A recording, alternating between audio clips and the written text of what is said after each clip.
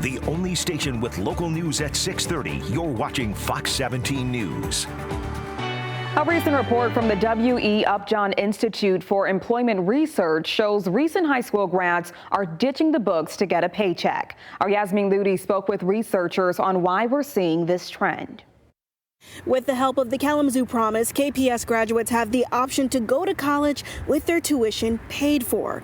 But in the last 5 years, college enrollment has been down 15%. And the pandemic is not the only reason why. For the past few years, the labor market has been booming. Researchers believe instead of going the college route, graduates are taking a detour straight to the workforce. Much of that is coming from students who otherwise would have enrolled at the local community college, Kalamazoo Valley. Those students often need to work in order to pay for college. They need to work to support their families. The Kalamazoo Promise only covers tuition, according to Brad Hirschbian, senior economist at the W.E. Upjohn Institute. Additional college costs can pose a challenge for some graduates. It doesn't pay for transportation or books, or if you're on campus, room and board. So those are things that students still feel that they may need to save up for in order to progress through and not have to leave because, something happened to their car. Research shows the sharpest decline is seen in Black female students. We don't quite know what's going on there. We think it has to do with some of the same phenomena that I was just talking about, the need to really work to provide for family and support family. Hirschbian says most of the enrollment decline is seen in students who are going to enroll in two-year level colleges. Yeah, that's certainly the sector that's leading the decline.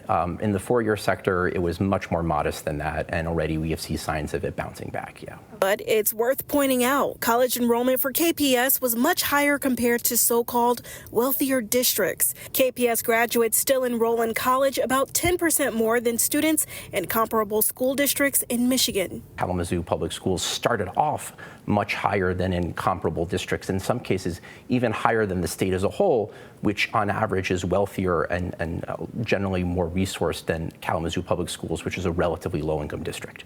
Bob Jorth, executive director of the Kalamazoo Promise, says if graduates decide to go straight to the workforce, they're still eligible for the Promise up to 10 years. Also encouraging students to look at the post-secondary education as a broader perspective. So, maybe you start out with a CNA or a welding degree, that you work for a while and then you come back and use your Promise to enhance your resumes and skill set. He says they've hired and placed coaches in each high school to help students navigate options within the Promise.